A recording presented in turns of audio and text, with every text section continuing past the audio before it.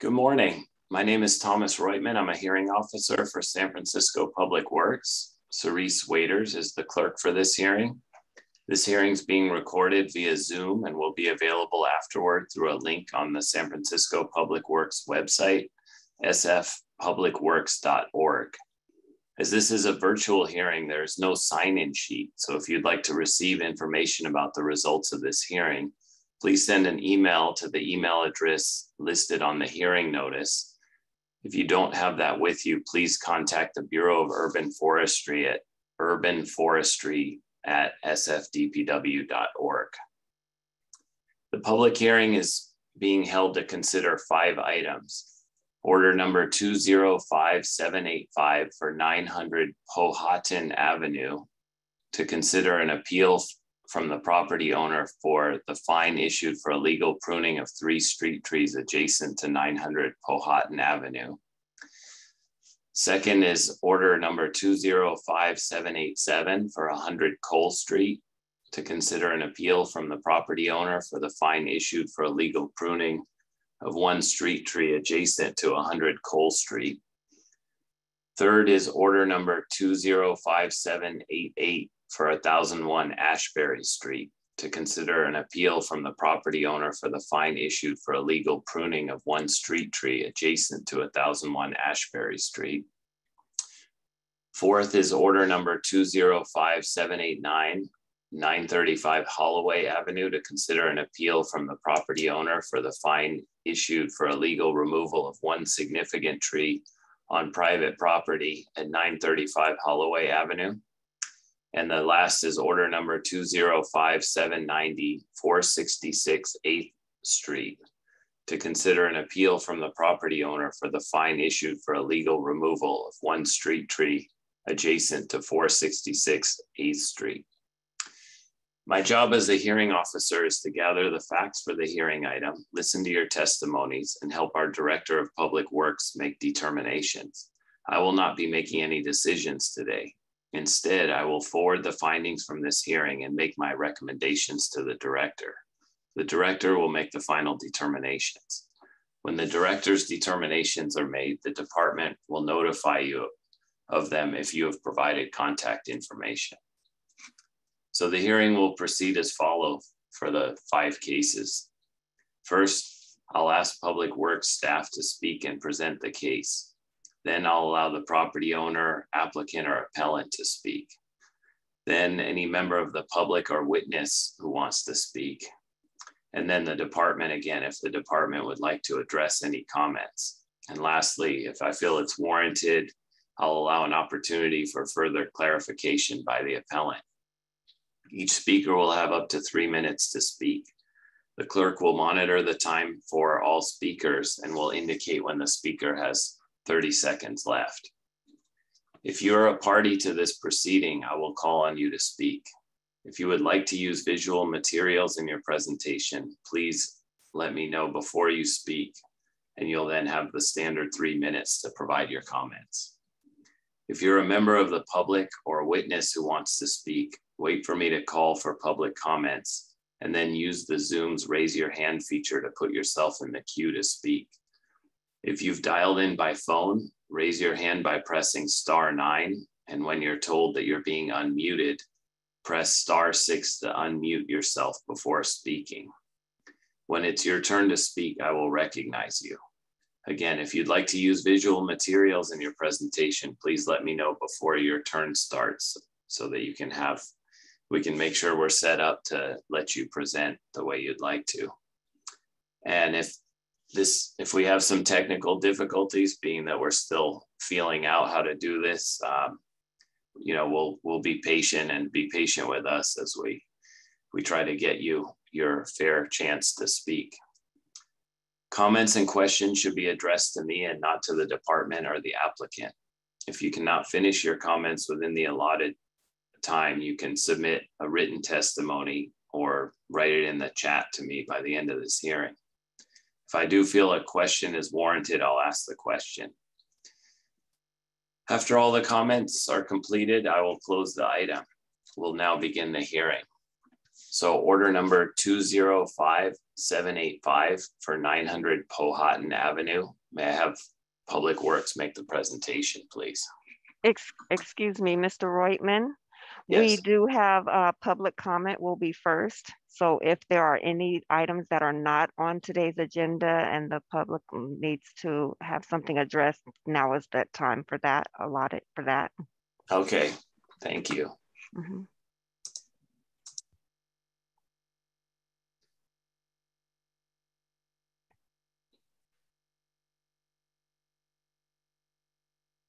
So is there any member of the public that has anything to address to the hearing officer on matters that are within the department's jurisdiction, but are not on today's agenda? Now is the time that you would raise your hand and do that.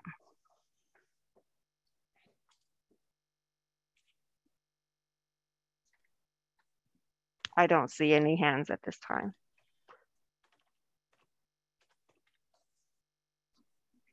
Okay, if there's no comments. Actually, there is one hand. Okay, Northland S52, you should be able to unmute. Can you hear me? Yes. Okay, Cirrus, I'm wondering if my order number is on the docket today. I didn't get anything from anybody. The last thing I got was in November 17th, 2021.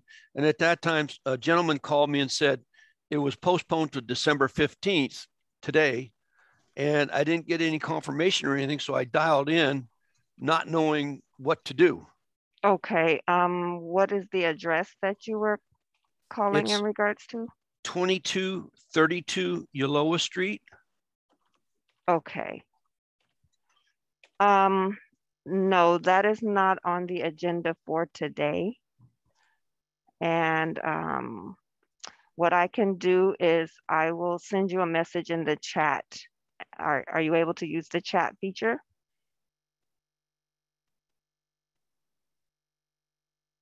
Yes, I am. Okay. Okay, I will speak with you in the chat and give you some information. Just a moment, okay? Oh, fantastic. Thank okay, you. I'll go back to mute. Thank you so much. Northland, can you Yes. state your name so we can have it in our files for the conversation? Yes. My name is Paul Hirsch, Hirsh. And do you happen to have an order number that you were referencing from the? It's 205656. Okay, thank you. And I'm sorry for the Northland S52. That's I'm a Sea Scout skipper, and that's the ship name and number, and that's how my Zoom comes up because of all our Zoom meetings. So I apologize for that. No problem. I just wanted to have our for my own note keeping who's speaking at the hearing. I appreciate that. Oh, thank you for your time. I appreciate that. So okay, Mr. Hirsch, I do have your information in front of me, so I'll speak with you in the chat, okay? Okay, I'm going to go on mute. Thank you so much. All right, bye. Bye-bye. are there any other hands raised for non-agendized items?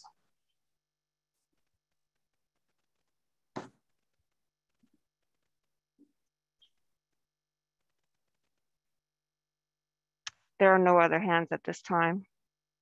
Okay, I think then we can proceed with the first order, number 205785. Good morning. This is Chris Buck with Public Works, Bureau of Urban Forestry, and I'm going to present general information about our San Francisco's Urban Forestry Ordinance, Article 16 of the Public Works Code, and it'll actually apply to all the cases today. But in lieu of repeating it at the start of each individual case, we'll spend a little time up front on this first one and then refer to it in the following cases. And so I'm going to go ahead and share screen at this point in time. Let's bring this up and view from beginning. So San Francisco has an urban forestry ordinance that we refer to as Article 16 of the Public Works Code. And there's information related to street trees and urban forestry. And that is in section 808. And Cerise, I just want to make sure you can continue to see my screen. Yes, we do. Thank you. Okay, thank you. So within our code, we actually spell out that protection of trees and landscape material is required, and that injury to or destruction of trees is prohibited. Specifically, it shall be unlawful for any person to intentionally, maliciously, or through gross negligence injure or destroy a street tree. There's a number of ways in which, of course, a tree may be injured. Regarding removal of street trees or significant trees, trees that are on private property but within 10 feet of a public right-of-way, we have information about removal permits that are required, and it states, an abutting property owner who desires a permit to remove a street tree shall apply to the department on the designated form. The department may grant or deny the permit in accordance with the following procedures and requirements.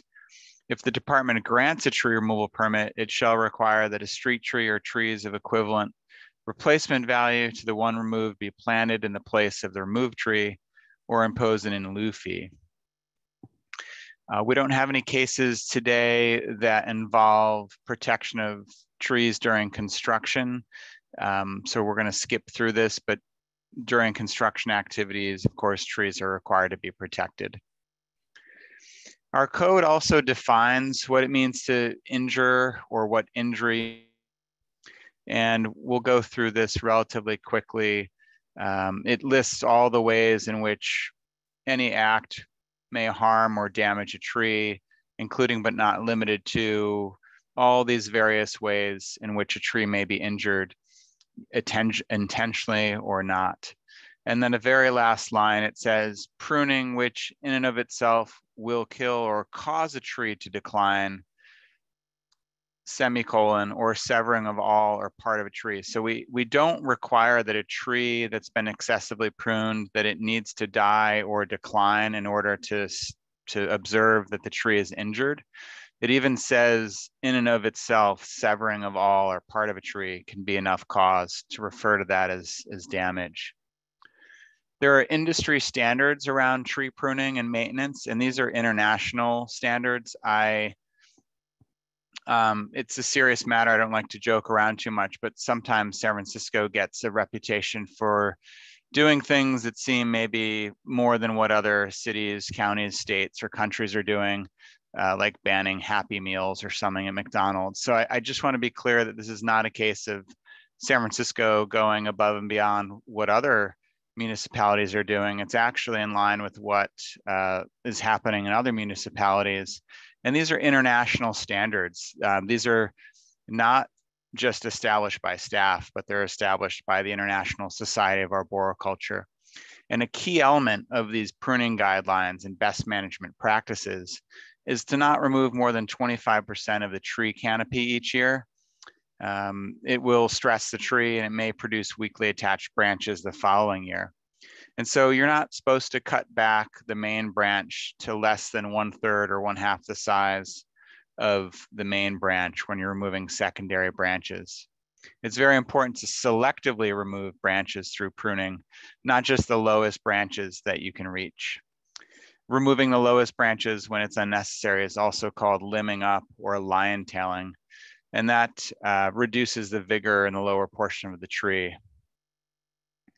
So practices that we refer to as excessive pruning or illegal pruning is when a huge amount of the canopy or all of the canopy is actually removed from the tree through large stub cuts. It's the practice of cutting a terminal branch to a stump or to a lateral that's not large enough to assume the terminal role. In general, topping is not an acceptable way to reduce a tree's canopy. In certain situations, a professional arborist may use topping to remove a hazardous branch and prolong the life of a mature tree. So topping creates weakly attached branches, and as the tree tries to recover energy-producing leaves as quickly as possible, what you often see is this flush of new growth, and understandably, the public might look at that and say, oh, look how healthy and vigorous the tree is. The tree is under great stress, and what it's actually trying to do is create leaves again so that it can carry out photosynthesis, which is required for the tree to survive. Sometimes when you top a tree, those sprouts come out and then the tree dies because it has no more energy reserves stored in the trunk or the roots of the tree. The other long-term impact that topping or excessive pruning causes to trees is when all these fast-growing sprouts occur, if they're not carefully thinned out and trained to enhance structure, the remaining structure of the tree is prone to fail. So improper pruning is also an entry point for pathogens. It also allows decay to enter the main stems of the tree or trunk. And topping is not the same as pollarding. There are some examples of pollarding in San Francisco, like right near City Hall, in front of City Hall, or in the band shell of Golden Gate Park. And that's where a tree is actually topped when it's very young, and then all resulting growth is pruned back and removed to the original topping cut. And what that does is create these sort of large fists of callus tissue. So we're not talking about pollarding trees in this particular case. I also just want to, again, confirm that you can all see and hear my PowerPoint presentation. Yes, we can. Okay, great. My screen did a little something different, so I just want to make sure. Just to touch base very quickly, we also have overhead power lines, and a lot of these power lines are not something that property owners need to be concerned about. PG&E is required by law as our local provider of electricity. They inspect their lines every year. A lot of the lower lines, like phone and cable communication lines, they're really designed to withstand a lot of contact from tree branches. So an example is on the right, where you can actually have this tree kind of screen and shade out these unsightly lines. So again, it's not the property owner's responsibility to worry about the power lines. That's for PG&E and or the city to worry about. San Francisco has a Street Tree SF, which is our maintenance program, where the city now maintains all of the street trees in San Francisco. That became effective on July 1st of 2017. And so how we're doing this is through Prop E that was passed in 2016 with a $19 million set aside in the city's budget for maintenance of street trees. And we have, at the moment, this is our first round of maintenance, and our goal is to reach the worst first, meaning the trees that are in worst condition, the trees that are largest and have the most maintenance needs. And we've been working really hard through in-house tree crews and contracts to get to all the street trees in San Francisco. A little bit more information about how we do that is, again, through systematic and strategic pruning. We do it in these grids or squares we refer to as key maps. And since we really need to update these numbers on this slide, but this is already a couple of years old, but we've pruned tens of thousands of street trees in San Francisco and removed and planted replacement trees as well. We do have information about our tree pruning schedule in San Francisco, and we do refer people to that on a regular basis. Also, the city can never do enough outreach. Understandably, the preference here is to provide more education and not issue fines. That's the goal, is to someday not issue a fine for excessive pruning or illegal removals. So we're always looking at providing more and more outreach, and to also let the public know that it's not their responsibility to prune the tree adjacent to their home. We also do offer a street tree care class in certain circumstances when a property owner has pruned a tree themselves and not hired a qualified professional to perform that work. So that's a lot of background information, but again, it's just to provide some assurance that the rules and regulations in San Francisco that govern the maintenance of street trees are established in our code, and they're following best management practices in the tree care industry. It's also known as the arboriculture industry. So the first order is 205785. Thank you for your patience if you've been waiting. Adjacent to 900 Powhatan Avenue. This is for the illegal pruning of 3 street trees. The fine levied for the pruning is $6,579, which is $2,193 per tree. That's the sort of lowest of the fines that our code establishes that we issue. During either a routine inspection, or sometimes we get calls from the public through 311 or other avenues,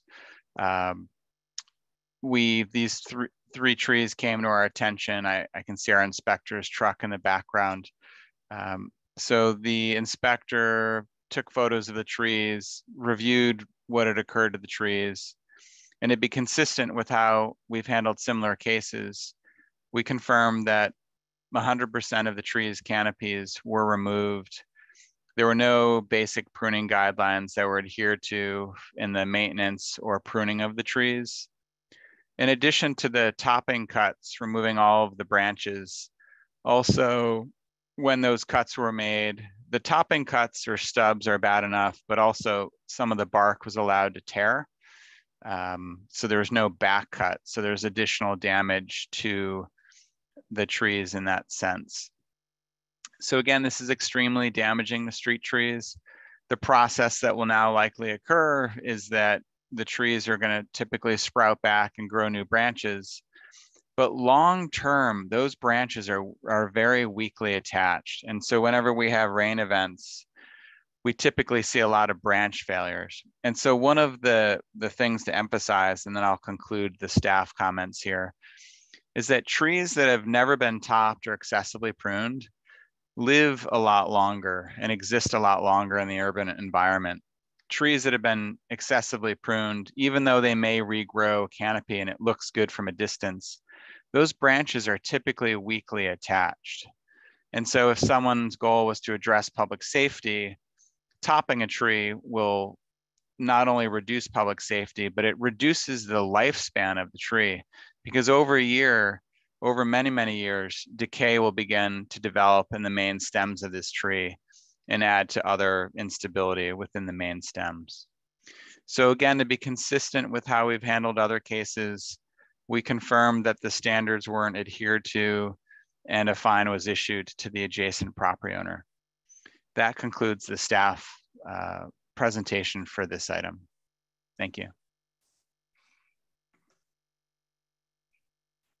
Thank you, Chris. Is the appellant present?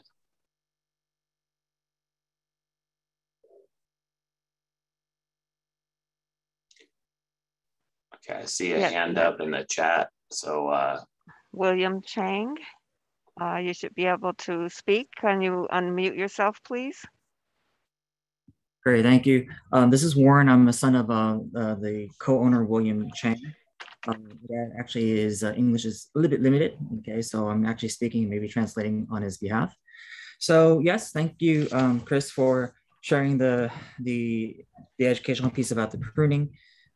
Yes, we are very shocked that when we received a letter from the San Francisco Public Works on June 11th, and citing that it was a illegal pruning, and more importantly, the fine, that we find that it's, wow, you know, to be very shocking that it costs more than the trees, I should say. Our intention is never to have damaged the tree, okay? But if you have seen some of our photos, these trees actually grow really, really tall as actually up to a second story of our building.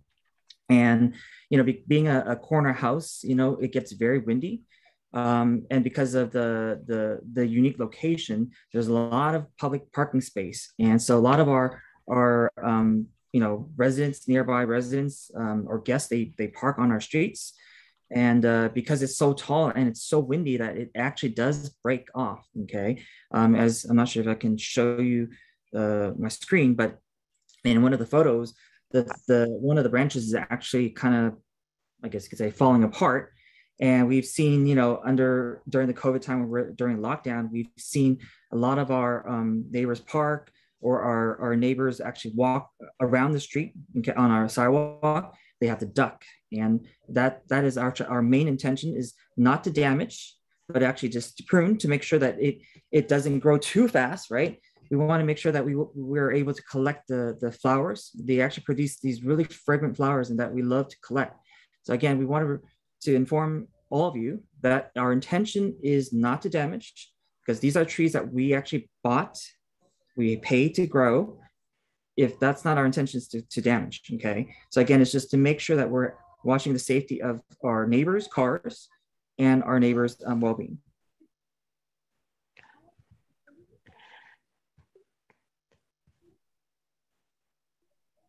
Do you want to say something? Yeah. Yeah, it happened, you know. Yeah, I'm William Chang, the homeowner. So just happened on October 24th. It's windy and raining. So the middle tree is still have some branches. The one branch is grow taller, and at that day is on October 24th. The raining and windy, so it blow, the branches are tear apart, falling down. It's my son already put on the picture on the email? On the screen. Yeah, on the, you can see that this happened. That's why I took the picture from there and show you. That's why I'm concerned about my cases, because if something happened, then hit the car, damage the car, or hit the person, and when something happens, 30 seconds. normally those through the owner first. Okay, this one look like it's a no law protect owner, but that was look like a law protect tree. Thank you. Thank you. I have a question for William or for Warren. Did you have a contractor conduct the tree pruning, or was that done without a contractor? That was done without a contractor. And was there any permit submitted or requests to the city about the branches and the problems to find out what other options there would be before essentially cutting the tree across the trunk? No, it's actually, to our understanding, again, everything's all learning experience right now for us. For our understanding is actually, we believe that, we paid and bought the trees to plant the trees. So that actually, it's in many ways, it's like our tree, right? Not realizing that, oh, wow, these trees actually belong to the city, or, the city has maintenance or has more right, so that's the thing. It's not that we are, again, everything is learning. Okay. So yeah, that's how we see it. Okay. Does based on the presentation from Chris and speaking with the inspector, does it make sense why that's not appropriate or acceptable way to prune those trees? Oh yeah, of course. Right now that you know there's a presentation, we feel like now that we learn from the presentation, sure, but obviously as a first timer or getting this, we certainly will not be doing this again, right? We certainly go by the legal process. But that, again, like I said, is not our main intention to damage the trees.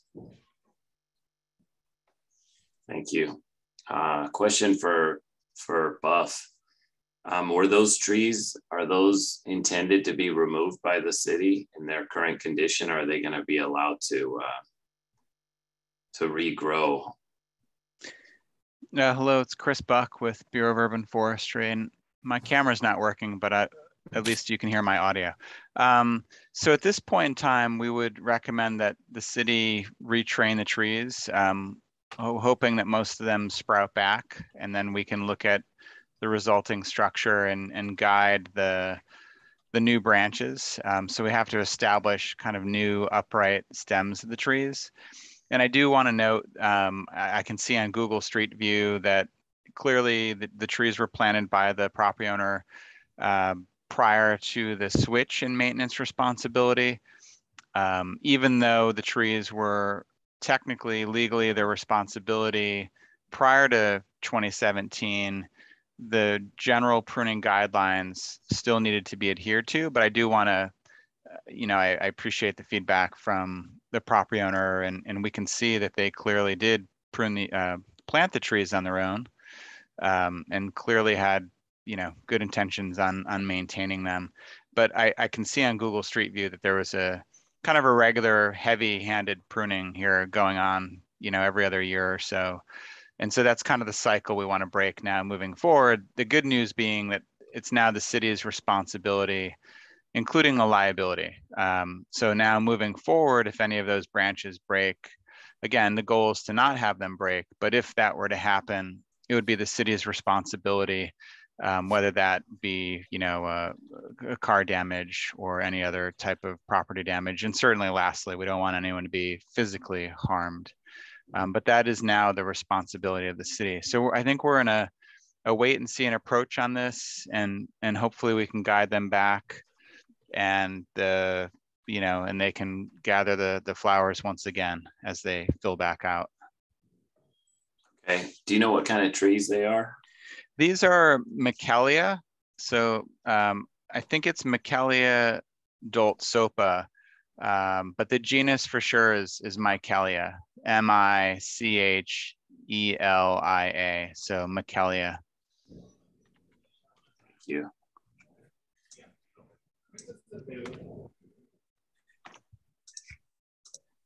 Okay, I don't have any further questions on that. So if there's anyone from the public that is here to comment on this order, this would be an opportunity to raise your hand.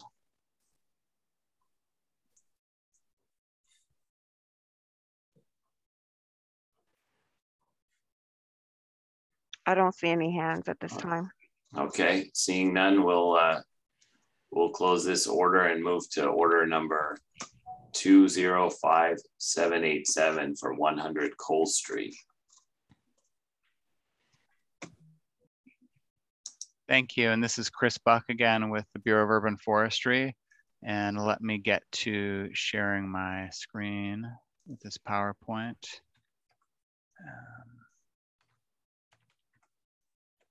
Share screen, hold on.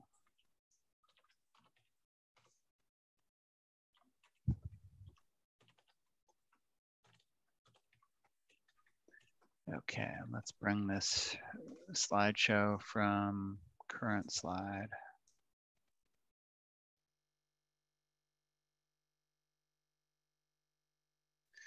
Okay, thanks for waiting there. So this is Chris Buck with Public Works, and this case is regarding Order 205787, and this is 100 Cole Street, to consider an appeal from the property owner for the fine issued for the illegal pruning of one street tree adjacent to 100 Cole Street. The fine levied for the illegal pruning is $2,230. This is the subject tree as our inspection team came across it on June 3rd, 2021. Again, we've talked quite a bit about excessive pruning and not removing more than 25%, even 35% of a street tree within a single growing season. We did note, our inspector who looked into this matter noted that we had mailed a warning letter in 2018. A lot of people often ask us, gosh, is there any way you could ever issue a warning letter? We try when possible. Sometimes trees that are excessively pruned, if there's any area for interpretation, we may issue a warning. People who have received fines have often asked us, like, gosh, couldn't you issue a warning? So we did try to mail a letter in 2018 to explain our pruning guidelines. These are photos taken in 2018 when the warning letter was issued. But again, we came across this tree in June of this year. It had been excessively pruned.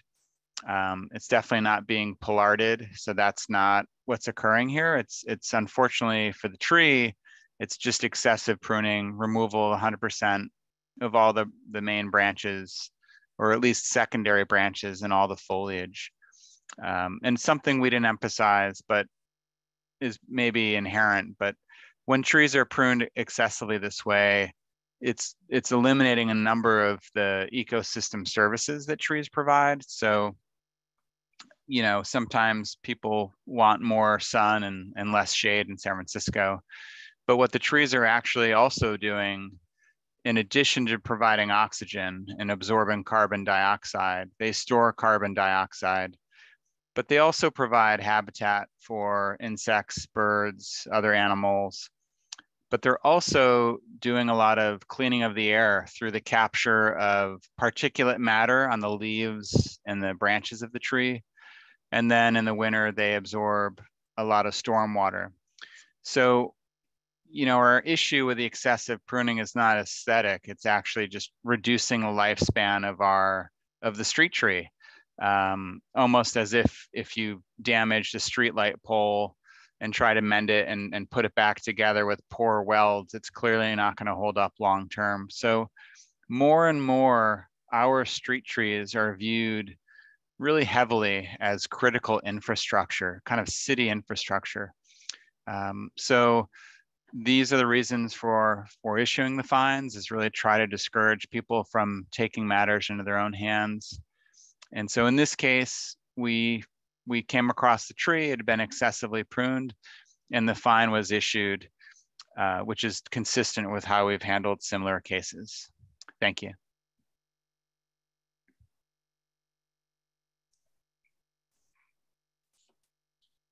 Is the appellant present? Can you raise your hand?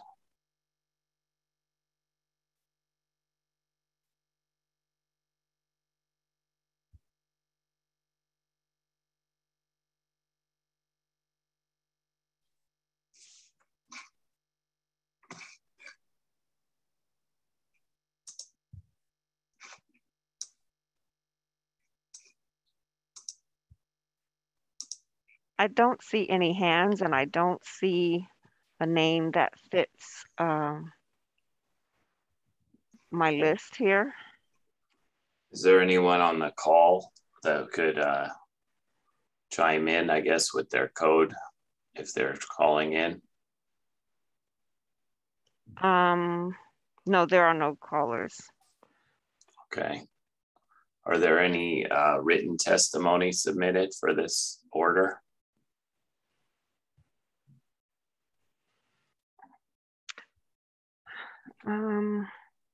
You mean today, or something that would have been sent prior? Yeah, either prior or, you know, in the time leading up to this morning. I didn't know if any written.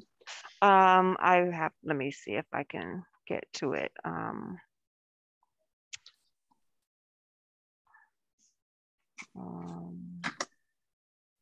That is something we can do at the staff and clerical levels, just check to see if we received any emails today, or check voicemail to see if we got any calls, you know, stating that they're unable to attend. So in the next day or two, we could definitely look for that.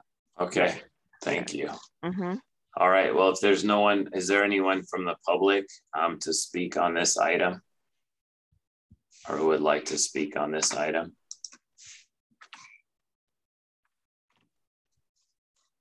All right, hearing none,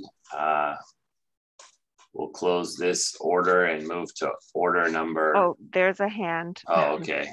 I'm going to unmute you. Okay. Can you unmute yourself? I'm sorry, I don't want to mispronounce your name. Oh, no, sorry. I thought we were going on to the next one, so I just raised my hand. Oh, okay. Okay. Okay. So no one for order at 100 Cole Street, 205787. We'll close that and we'll move to order number 205788 for 1001 Ashbury Street. Okay, and thank you. This is Chris Buck again with the Bureau of Urban Forestry to present the staff presentation. Let me look. I'm looking for my share screen button and it's hiding on me. Hold on a moment.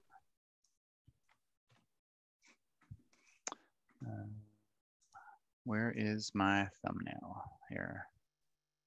Ah, here we go. It went to my other screen. Sorry about that.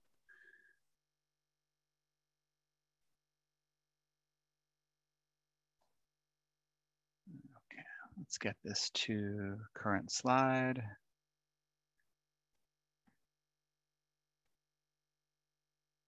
I am screen sharing. Okay, Cerise, can you see my? Yes. Okay, thank you. We can. Okay, so this is order 205-788 for 1001 Ashbury Street. We issued a fine for illegal pruning of one street tree, and the pruning amount was $4,200.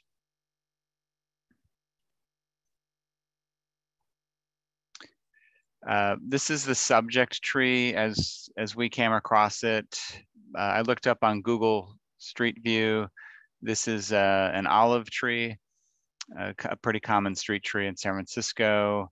Typically, I have our team pull up some before photos on Google Street View, just so we can show a little bit of some of the existing conditions prior to the excessive pruning. In this particular case, my staff hadn't pulled those together, but I did look at Google earlier, and the tree overall, the tree itself appeared to be healthy and vigorous with plenty of green, live foliage. We like to do that also because sometimes a tree may be dead, and we do try to look at Google Street View and understand what some of the motivations might have been behind the pruning.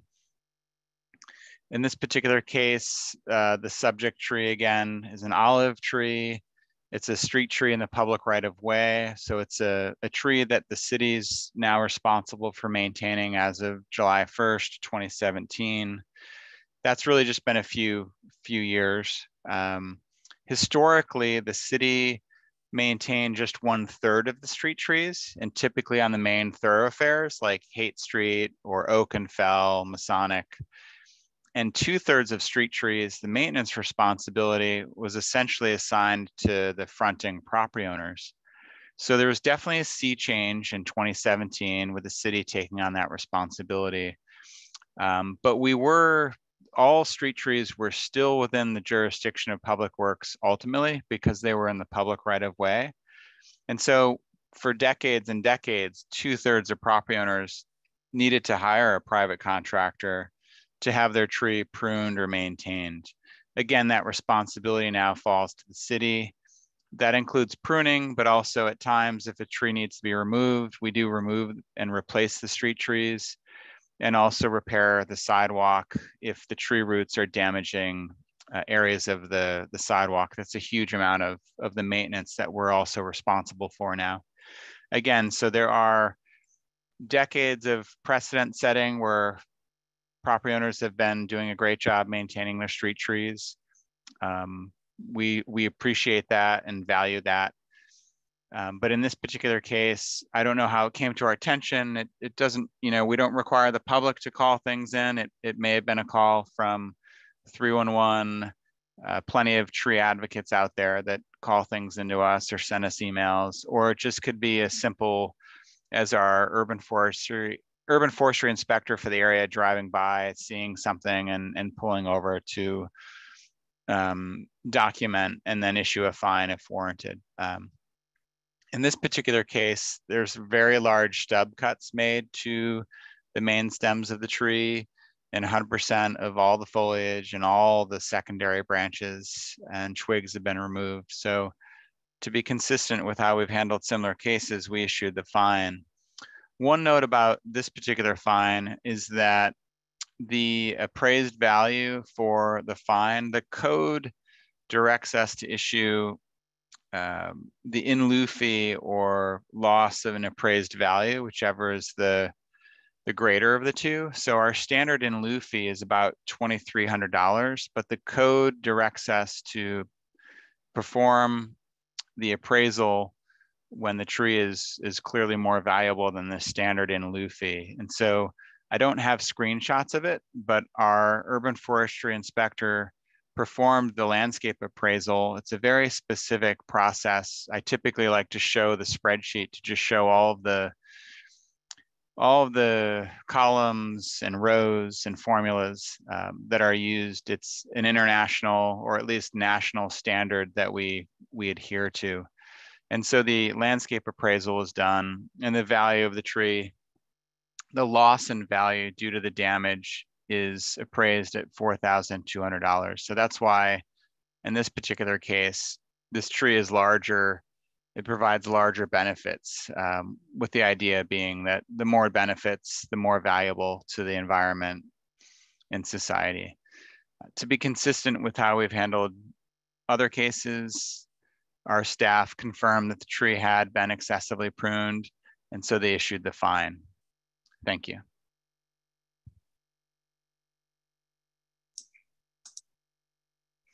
Thank you, Chris. Can we have the appellant raise your hand? Thank you.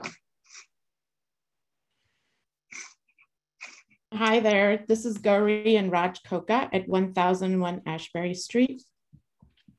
Thank you for giving us the opportunity to speak today. Obviously, it's been very much a learning experience for us. We have learned far more about taking care of trees and how trees thrive in urban environments than we had before.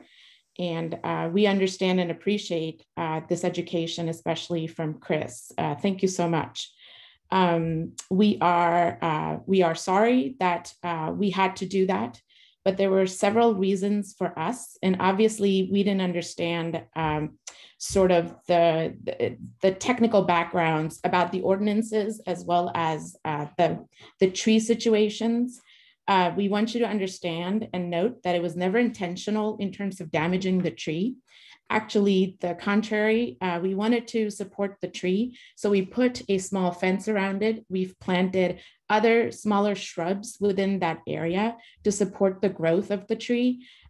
We have a lot of dog walkers who tend to use or have used that area for dogs to sort of release themselves. And it had created a lot of mess around. We have small children who live with us. And so it was becoming really a nuisance, especially with the dog walkers. So we wanted to protect the tree as well. So we built a fence around it. We do regular watering of the tree, including the bushes around it to help spur the growth. It was never done out of gross negligence. We were very careful about pruning the tree. We understand there's technical reasons about the 25%. We completely appreciate that now. We've never pruned the tree in the past. We really were hoping that it would be taken care of by the city. But unfortunately, it was going farther up into the PSE&G wires. And given all the different wind locations, sorry about that. Given all the wind locations around where we live, it was becoming to us, or it felt to us very hazardous, similar to the situation that the first person described. We have a lot of young children who walk around there, and we just felt that we wanted to be safer rather than sorry later. We have also hired an arborist to, and he's written a letter to your group stating the health and the healthy nature of the tree. We understand again that there might be some lower growth of the tree or poorer growth, but the arborist has stated that the tree is growing healthy. And we really would appreciate a wait and see approach in terms of how the tree, yeah.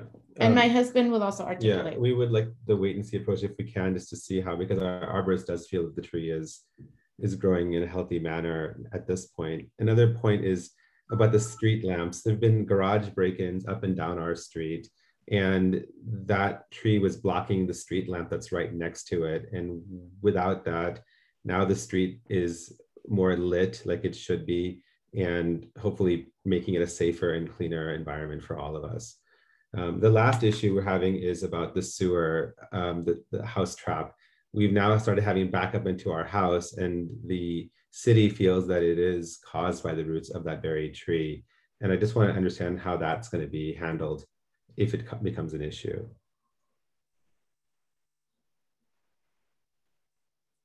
Thank you. Thank you. Thank you. Just a couple follow-up questions for Ms. Coca or Mr. Coca. You mentioned that you had an arborist submit a letter. Was this arborist, did they assess the tree and give recommendations on pruning it prior to the severe cuts that were noted in the presentation? No. They, we have used this arborist. We have a very big tree, a significant tree. That's our responsibility. And he regularly prunes that tree. This tree was a smaller tree. In fact, the canopy of that big, larger tree actually overtakes anything that this olive tree gives as far as the canopy is concerned. But so he does, and he's the only one who's ever cut that tree, who's ever pruned that tree, and we consult with him, and he's done that tree before, but we did not use him for this tree. We had him assess this tree afterwards when we got this letter, because we didn't realize that we had over pruned this tree.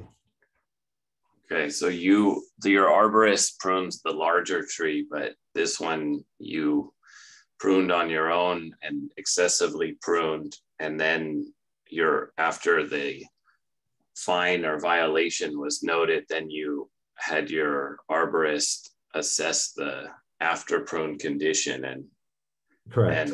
Because okay, yes, we wanted to be sure that, look, what do you think? Is this look healthy? Does this we don't want there to be a situation where all of a sudden we have a dangerous or dying tree on our, right in front of our house. Does this have to be replaced? Does this need to be, we also care about it. That's why we hired an arborist in the first place. And that is regularly maintaining our, the big tree. And then he said, look, it's a bit more than ideal, but it's not going to kill the tree in his professional opinion. And he's written to that extent.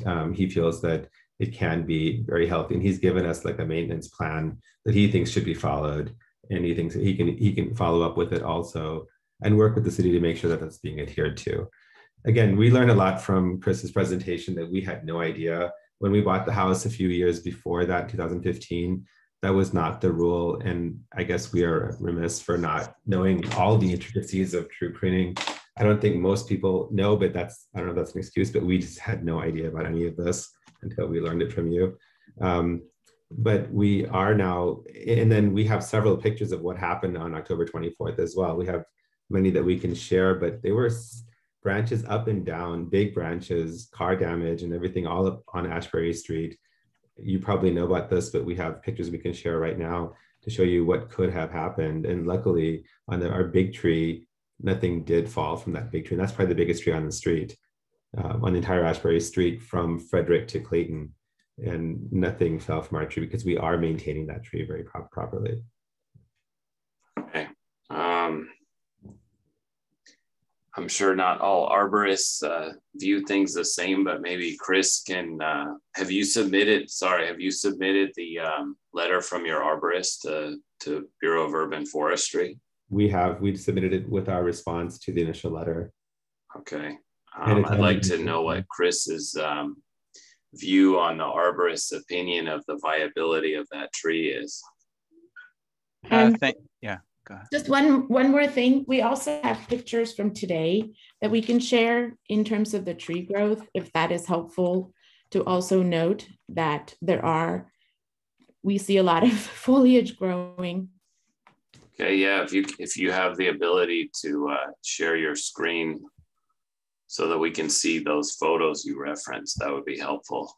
Okay, give me just one moment and I'm going to promote you to panelist, and then at that time you'll have to unmute yourself again.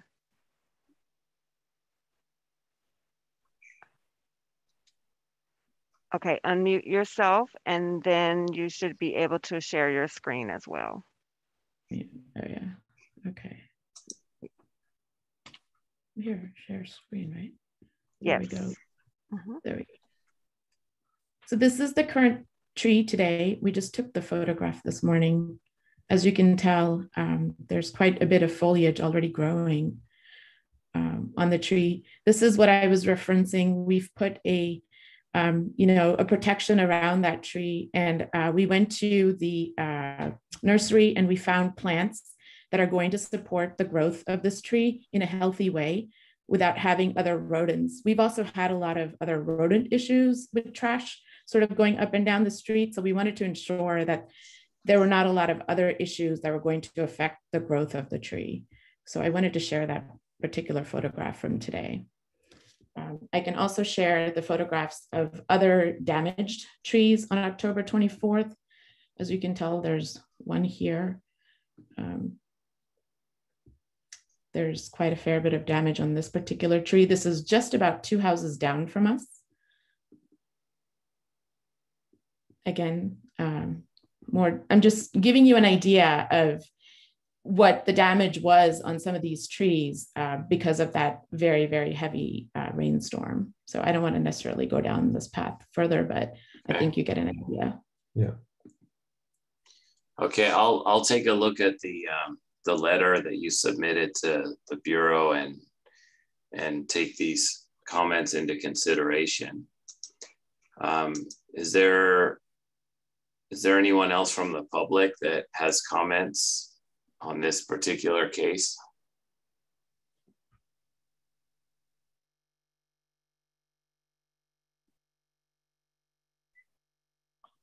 Seeing none, I'll defer to Chris to maybe make comments if you have any about the arborist, the owner's arborist assessment of the tree.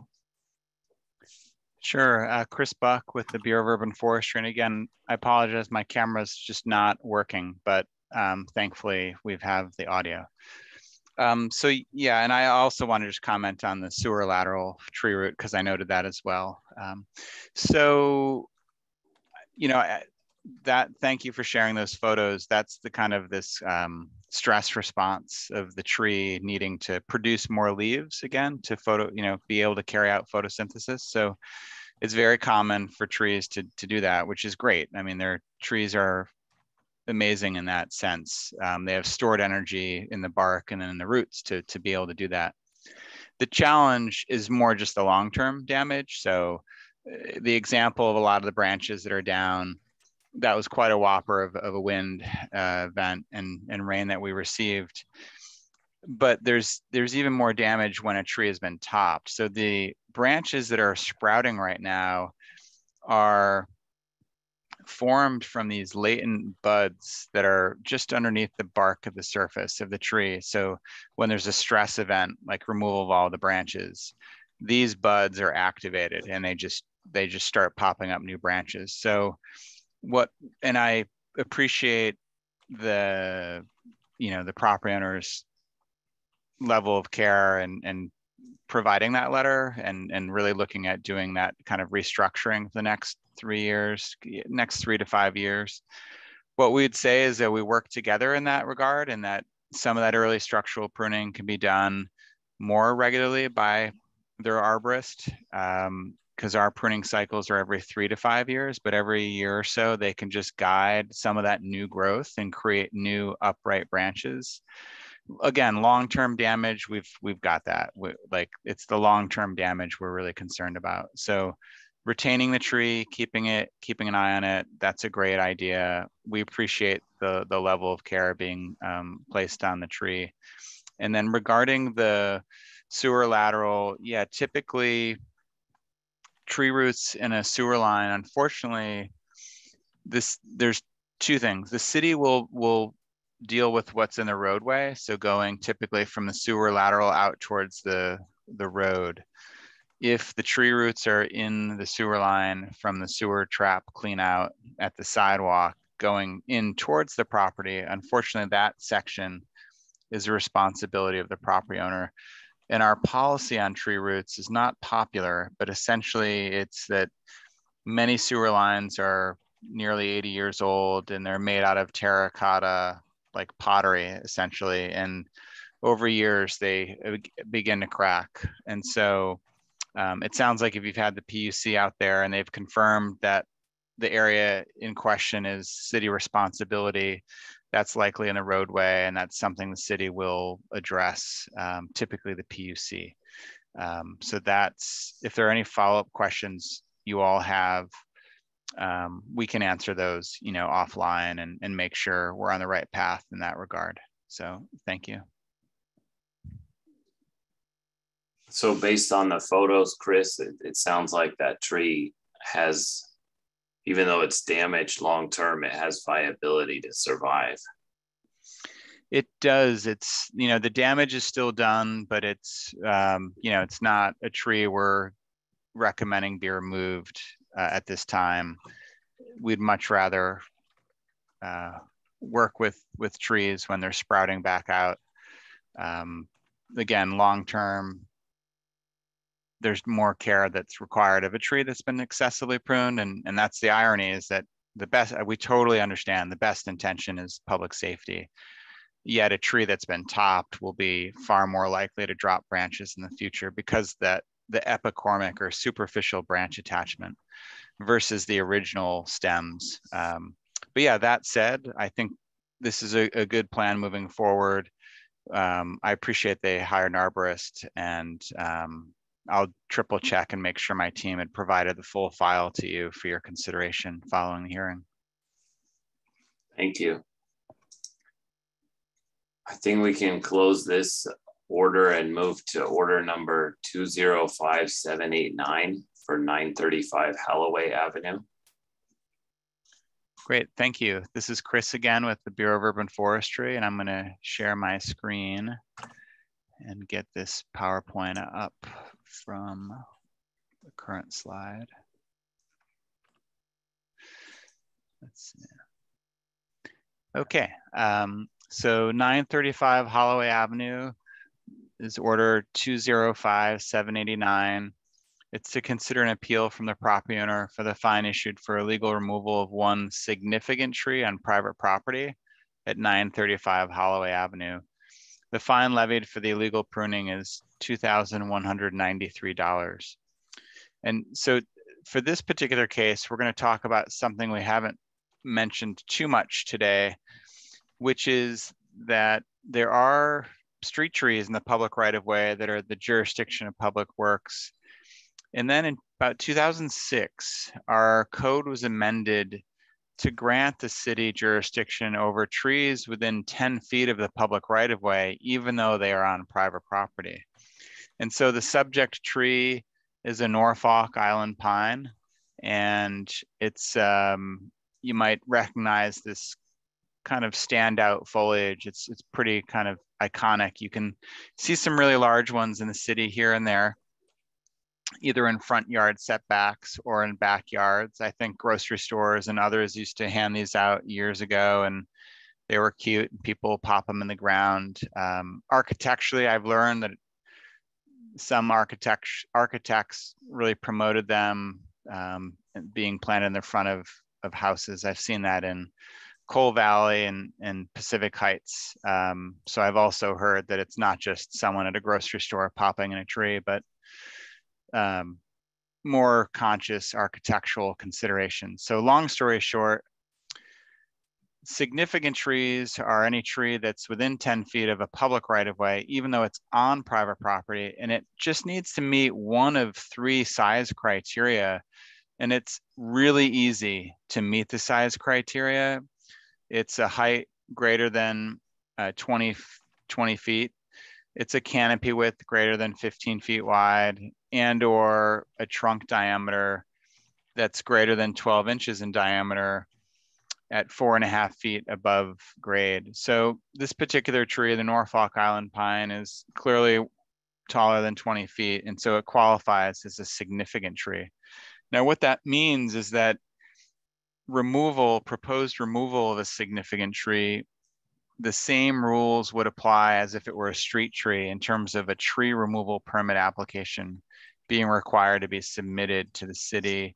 We would post notices on the tree, And then if there's any protests, we would have a hearing. Before the pandemic, we'd have those hearings at City Hall.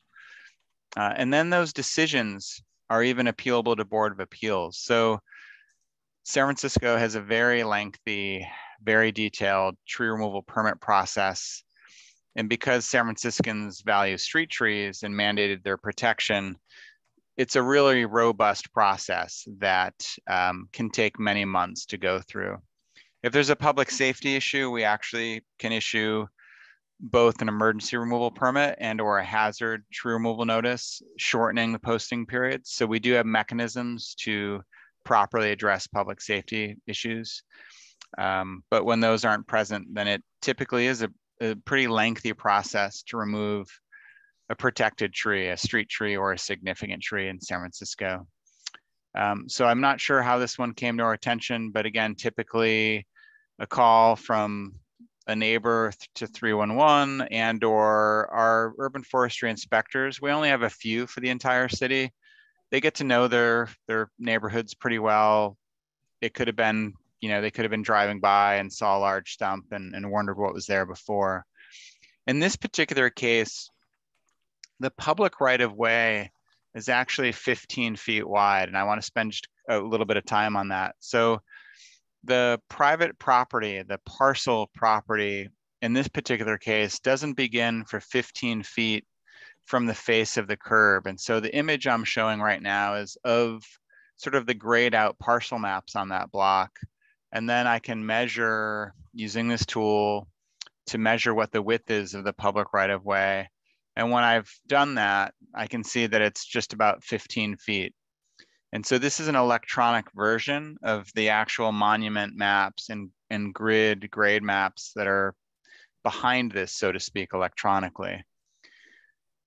Again, this is showing, this is a curb line on the block, and then the parcels of property don't begin for 15 feet. What that means is that the property line is 15 feet back from the face of the curb, and then a significant tree would be within 10 feet of that. And so in this case, the significant tree zone extends to a maximum of 25 feet from the face of that curb.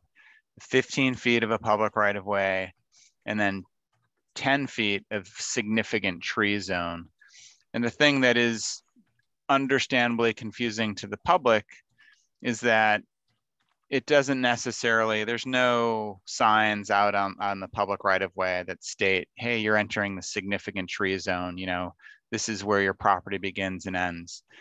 Because when a neighborhood is developed, the width of the sidewalk is established, but that's just the sidewalk for pedestrians. And so that's a little bit about how this right-of-way is established. So an example is in the avenues in the Sunset. There's often a 6 to 7 foot wide sidewalk, but the property doesn't begin for 15 feet or 12 feet. And the reason is it's really expensive to pour all that concrete and create a super wide sidewalk. So when neighborhoods are created many, many, many years ago, only a certain amount of established sidewalk was required by the city, yet the property line is set back. So I think I've probably spoken enough about that, but I just wanted to explain how that is, and that even these electronic tools actually speak back to the monument maps that establish both the width of the right-of-way and where the property line begins. So tree professionals in San Francisco are aware of these rules. They've been around since 2006.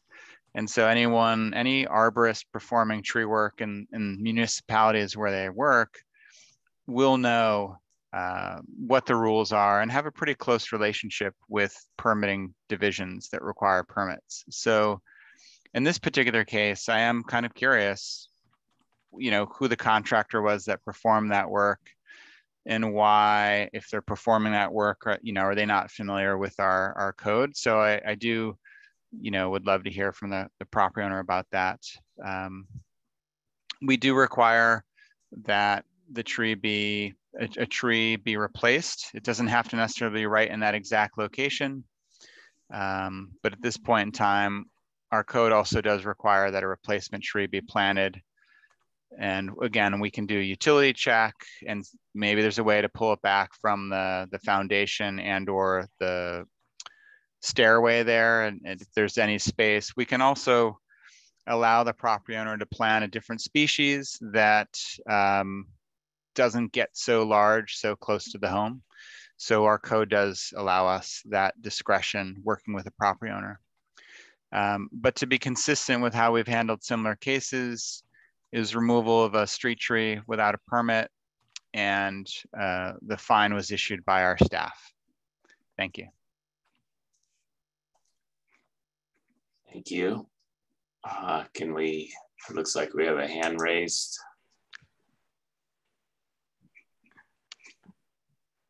Yes, hi. This is Patricia Tu. I am the daughter of Kong Tu, owner of the property. And what prompted us to want to remove the tree was my dad slipped at the front of the steps. As you see how big the tree is. When it's foggy, it creates like the whole stairs are wet, and it's very dangerous for, we have little kids and my dad is handicapped. So when I contacted Julian Trees, Julian Tree, they referred an arborist, and he came out and actually told us that the tree was more dangerous than we thought because it was dying, from my understanding. And we provided the letter, from what we heard, we acted in fear, and we just contracted Julian to remove the tree. And we weren't aware of that, we needed permits or any of that. So I too, don't know how they missed that before removing the tree.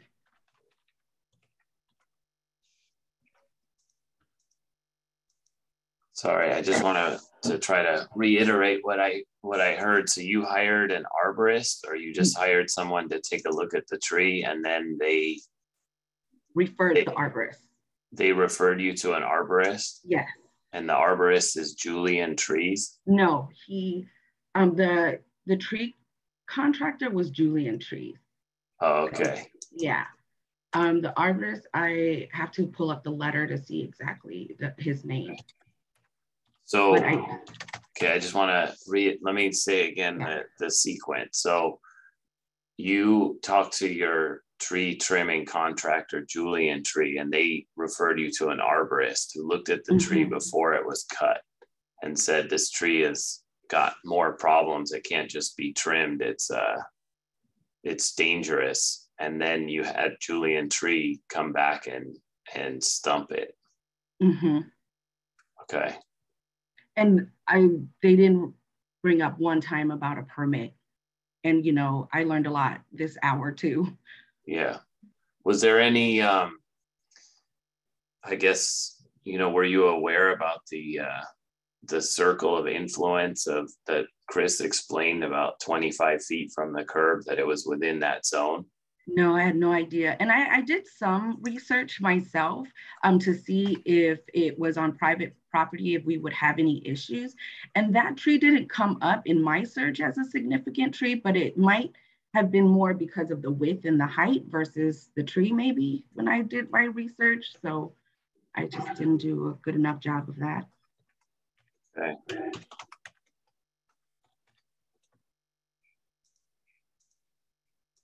And sorry, I'm just taking notes from what you said. Your name is Patricia, is that right? Yes. Okay. And the property owner is? Kong Tu. Kong, okay.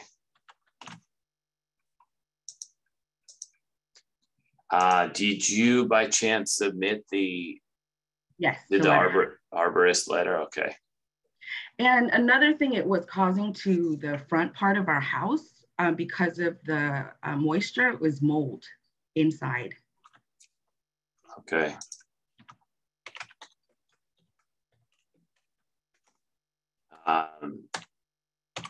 Are you or your father willing to work with Buff to plant a replacement tree in a suitable location?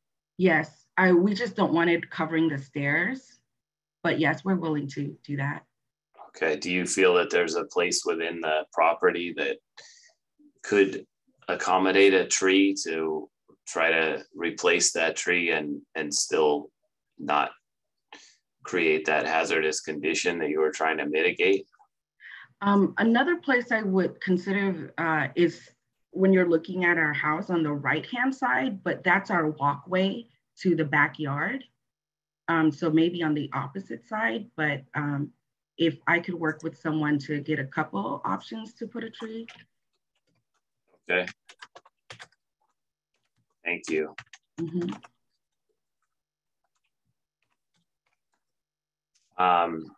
Did you have any other comments you wanted to make? No, thank you. Okay. Is there anyone else from the public here to comment on this order?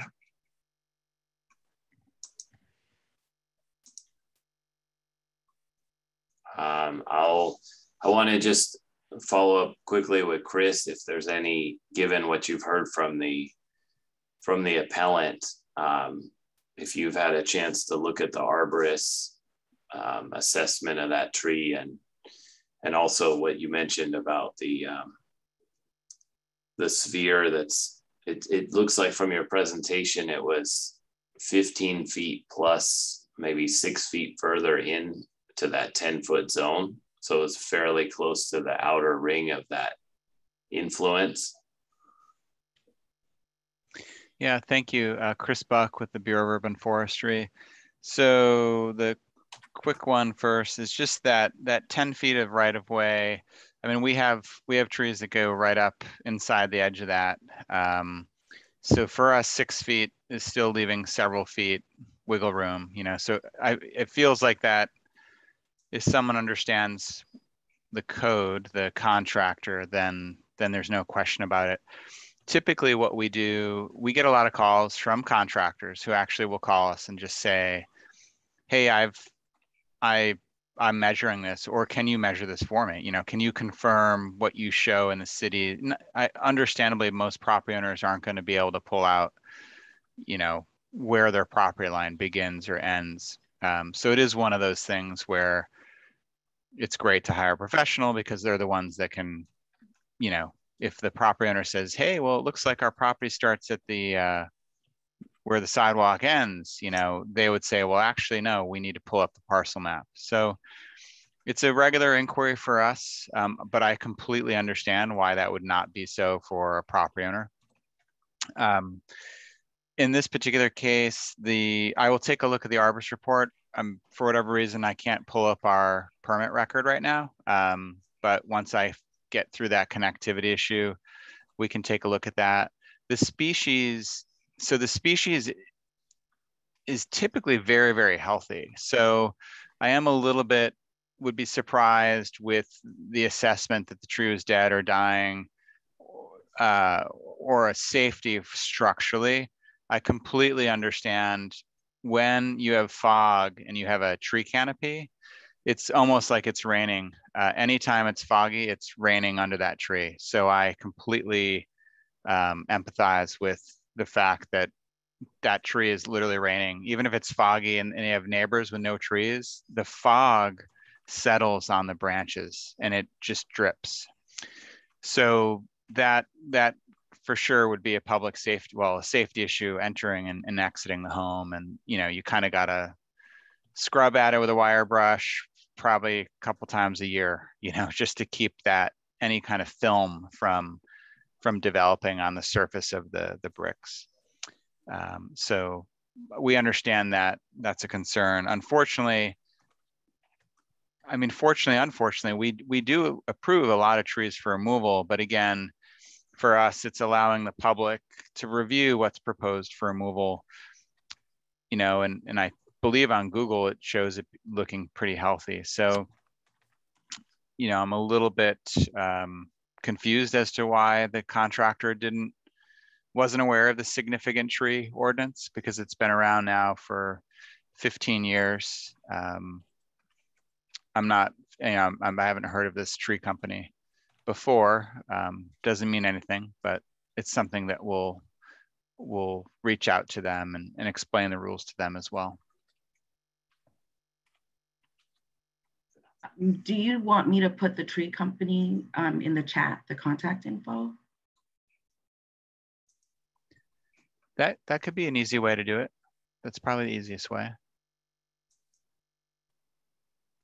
Okay.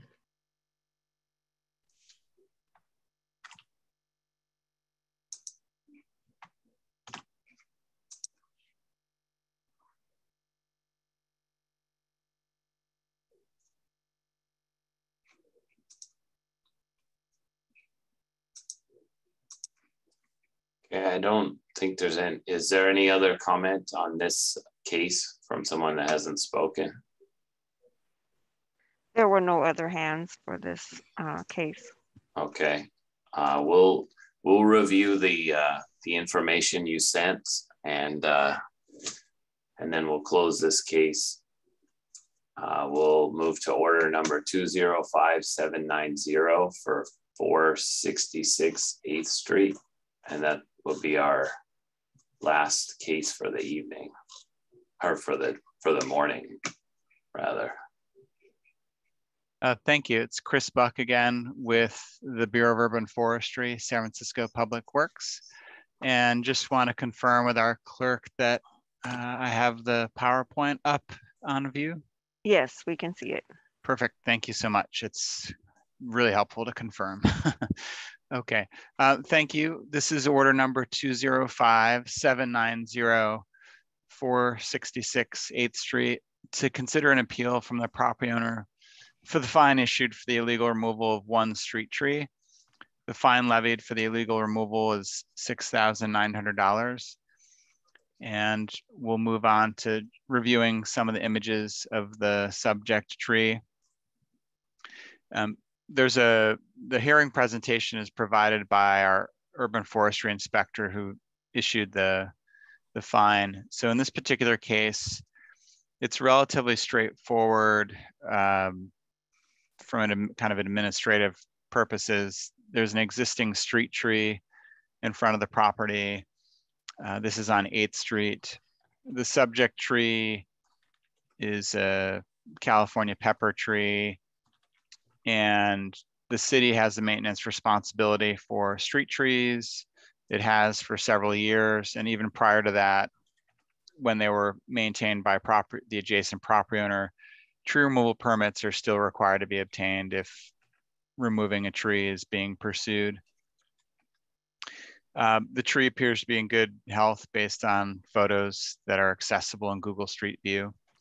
The one note our inspector shared with us is that prior to the illegal removal, our inspector received a call from a representative of the Soma Community Benefit District West, just inquiring. At that point, it was just a basic inquiry, asking if they're aware that the owner may seek removal of the tree or is interested in removing the tree. It's a kind of call we get a lot, and yeah, we appreciate those calls. We've had other cases tonight, or again this morning, where people didn't reach out to us. So they didn't have that benefit of reaching out and learning what the rules were. But in this case, we have a record that conversation did occur. The inspector explained, typically this very informational, very just what are the rules, what are the considerations. And so the inspector had explained the tree was in good health and sustainable. Again, sometimes people call us and they can't stand the tree that's near their property, and coincidentally there's a crack or there's some serious issue with the tree, and it turns out differently. Those cases we recommend removal, and we get out and we remove the tree. So that happens coincidentally when a tree health is really poor and it aligns with whatever the kind of concerns are of the folks involved. In this particular case, we do, not to be confrontational, but just again, we can't tell you how many calls we get from people who say they call 311 or our main number.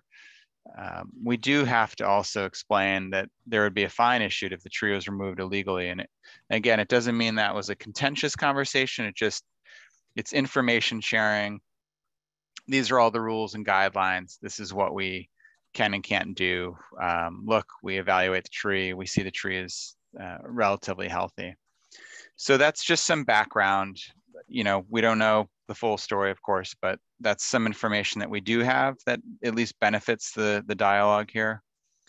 But we had seen the tree, saw it's right around the corner from our office. And so when the tree was removed, I don't know how that came to our attention, but our urban forestry inspector saw that the tree was removed. And so in this particular case, because he had verified the condition of the tree, we're able to perform the landscape appraisal, because again, our code directs us to issue the fine, which is ever the greater of the two, the basic in lieu fee, which is about $2,130, and or the appraised value of the tree, whichever is the greater of the two. So it's not a staff discretion issue, it's just adhering to our code.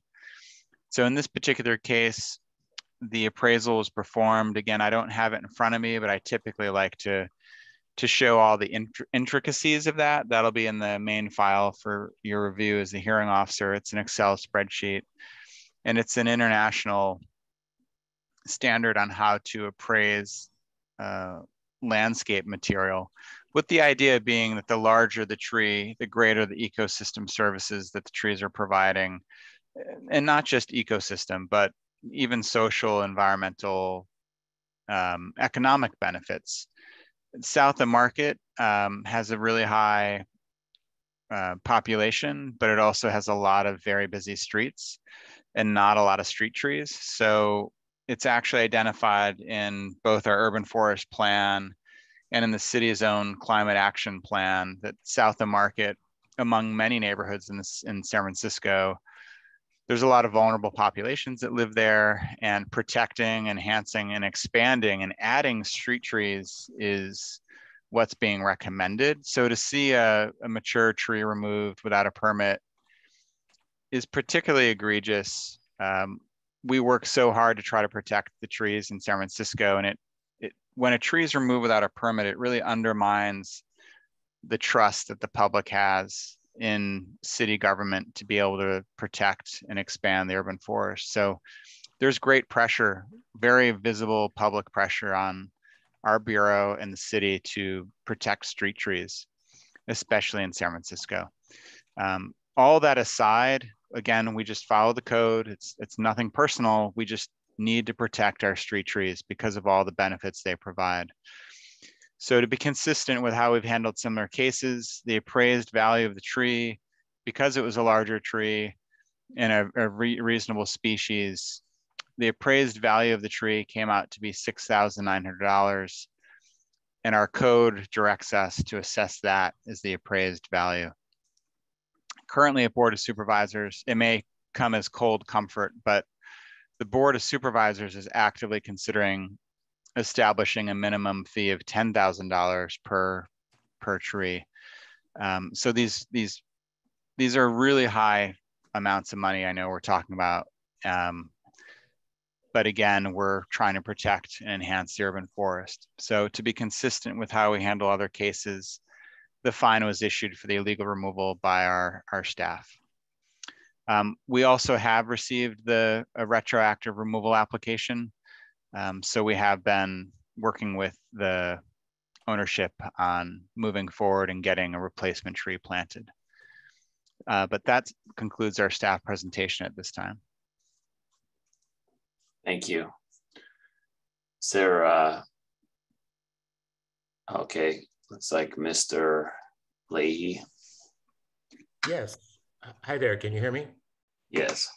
Hi there. Hi there. Hey, Chris Buck, thank you so much for your presentation. I'm really glad that there's a Bureau of Urban Forestry, and I couldn't agree with you more. If the tree had been in good shape, what I did was absolutely egregious. But during COVID, while the city was locked down, the tree was hit by a huge truck. It was split down the middle. The heart of the tree was showing. More than 50% of the tree was damaged. We were in COVID lockdown.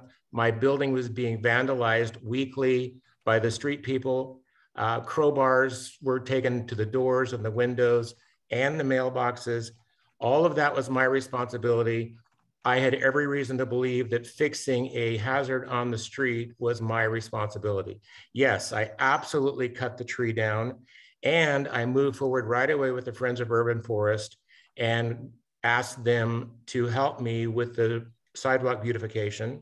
I submitted the application through Dominic, and I told Dominic at the time at the Soma Community District, and I'm the one who stimulated that call to you, Chris, to figure out in hindsight, in retrospect, what I had done and to make it right with the city. I had no idea that it wasn't my responsibility. So about 4 years ago, the city contacted me about cracked concrete in the front on the sidewalks and told me it was my responsibility to fix all that at my expense, which I did.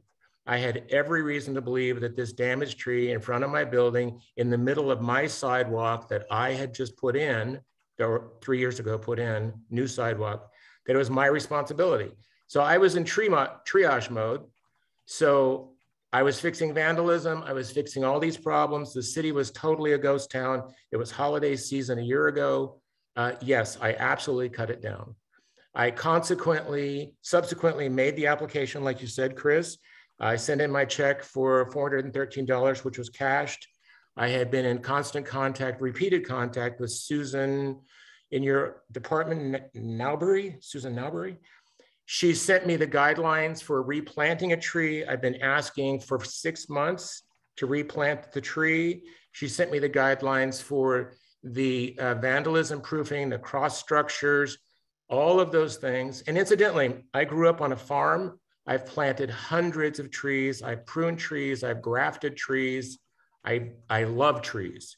I've also worked with the Friends of Urban Forest repeatedly in volunteer planting trees. And I have a beautiful magnolia in front of my home that I put in with the Friends of Urban Forest, which I care for and maintain beautifully. So one, I would like the permission to move forward in planting a tree. And I feel like I've been trying to be a part of the solution, not part of the problem. So thank you for your understanding and thank you for your consideration of what went on. Also, there are no photos. Susan Nowbury and Inspector Ong both asked me for photos. It wasn't even on my mind to ask to do photos. I was in triage mode trying to fix the problem. So thank you. Thank you. Mr. Leahy, I think you may have answered my follow-up question. Do you have any records or proof of the damage that you're asserting? No. Any reports, any timeline that would help explain the time between the call to the, well, I have all the emails. I have all the emails that I've sent to Susan and Inspector Ong and to the Soma Community District. And incidentally, I'm one of the people who helped stimulate the community district 3 years ago when this all got started. I really want our neighborhood to have more trees. I want it to be a better neighborhood, the South of Market. So I'm really here to be part of the solution. And I really thought I was doing the right thing. And I have all the emails with all the dates and the timeline. I'm happy to submit those to Cerise. Okay, I'm more concerned with just putting out the high level sequence of what happened when you reached out to Dominic at the Soma CBD. Yes, I had already taken down the tree. Okay, so you reached out after. So let's go. So the first thing that happened was the tree was healthy. Then the tree during COVID got hit. Yeah, and split. And incidentally, the tree was not that healthy. I had an arborist come and treat it for disease twice, and the tree still had disease on it. And I have all the receipts for treating it. And so that was in my mind too. It's like, oh, wouldn't it be nice to have a nice magnolia tree here instead of this, instead of a broken, chopped up disease tree? And yeah, I mean, 50% of the tree was gone. It was not going to live. Okay, so I mean, I'm going to reiterate the timeline and you stop me when I get it wrong. So the tree was healthy. Then it was looked at and treated and deemed, somewhat unhealthy by an arborist. Yes. Then during COVID, the tree was hit by a truck and and damaged heavily, and in your estimation, it was a dire hazard that needed to be removed. Yes. And you felt that it was your responsibility. Yeah, it was hanging down on the street and on the sidewalk. Okay. At that point, had you contacted the city at all, or you just took it upon yourself to cut it down? No, I just took it on myself to fix the problem. Okay.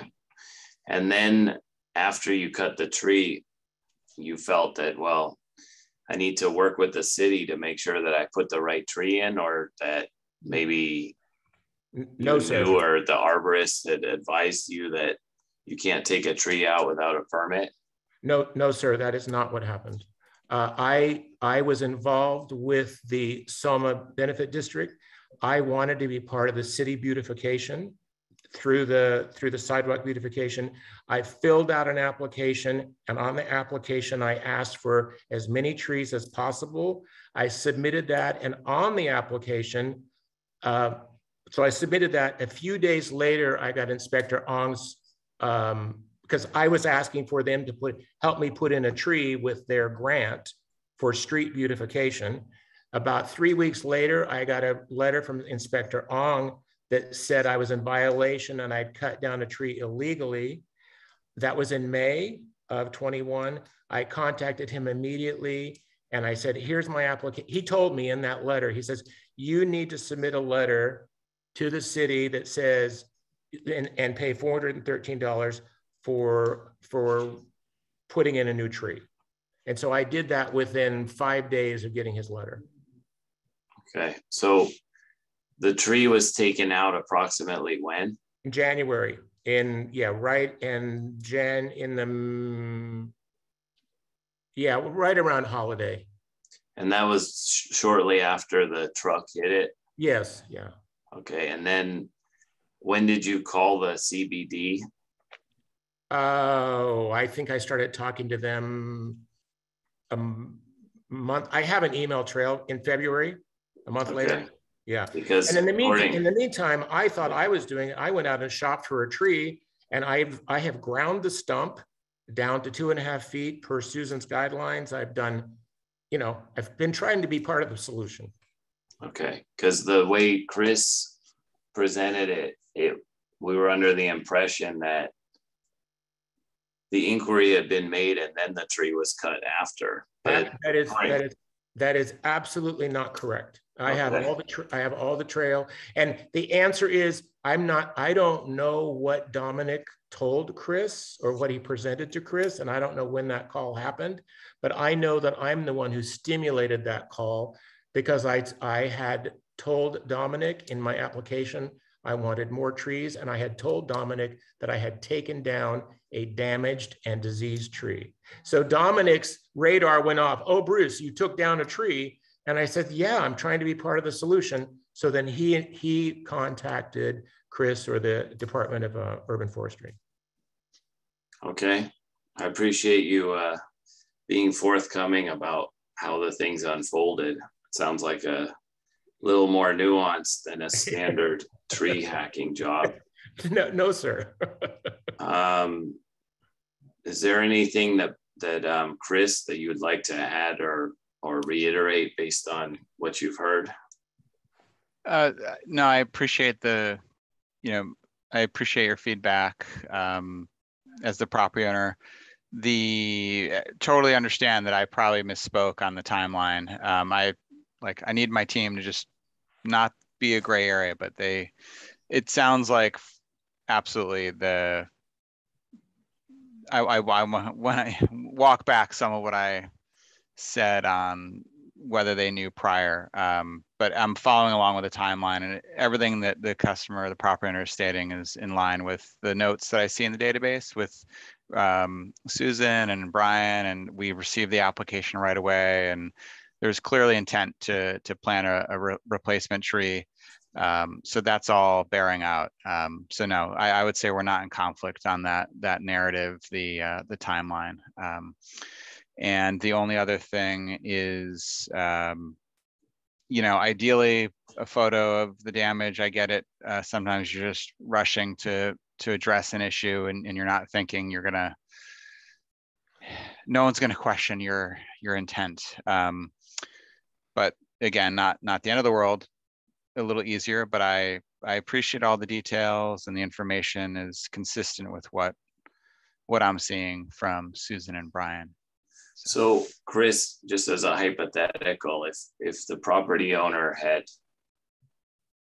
if we were trying to do things the quote unquote right way, property owner would have noted the damage and maybe submitted a request for an emergency removal to buff if the tree were heavily damaged and hazardous to falling limbs. And then buff would go out and evaluate and grant an emergency removal permit. Is that how that would go? Or that would be how it goes prior to 2017. But the Public Works actually responds to tree emergencies now. So one thing I will do, our staff is trained to do this, but let's triple check, because we certainly have time following the hearing. We'll check in our service request database. We often get calls from people walking by reporting damaged trees. So I'm assuming that was done by Brian Ong, or when he was kind of looking at the information he could gather. But that is one thing I wanted to offer up to both you and the property owner is let me review our service requests and see if there's something that was called in about the damaged tree, just to help again piece this together and show. The more we can corroborate that type of thing, the better it is for all involved. So I will check service request database just to see if we've got something in there. Sometimes we do. We have reports from the public about damaged tree, and I do think that would be very pertinent, absolutely, to make sure that we share that if we have that information. And I would ask the property owner if you have any information that you haven't already shared that can help support your assessment of the time on when things happen. Like, for instance, when you paid a tree cutter to come in and stump the tree, or when when your arborist noted that the tree was unhealthy. If you have any documentation like that to support your cause, that would help us. Absolutely. And sir, just to be clear, full disclosure, I'm the one who cut it down. I grew up on a farm. I went and rented a chainsaw. I got my orange cones and yellow tape, and I did it at 6 a.m. or 7 a.m. on a Sunday morning. And I'm the one who cut it down. I'm the one who hauled it away. I'm the one who ground the stump.